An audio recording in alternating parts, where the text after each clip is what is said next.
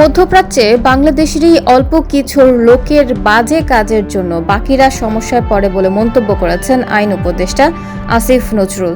তিনি বলেন, আমি শুনেছি মধ্যপ্রাচ্যে নিয়মিত ঘোষণা দিয়ে সিলেট ও ব্রাহ্মণবাড়িয়া মারামারি করে, এমনকি সেখানে ডাকাতি লুটপাট করে হাত কেটে ফেলার ঘটনাও ঘটেছে। 2 জুলাই ঢাকায় মাতৃভাষা ইনস্টিটিউটে এক অনুষ্ঠানে বক্তৃতায় তিনি এসব কথা বলেন। তিনি আরও বলেন, আমি তাদের জিজ্ঞেস করেছি পুলিশকে বলেন না কেন। তারা বলেন, খবর দিলে সবাইকে পুলিশ বের করে দেবে।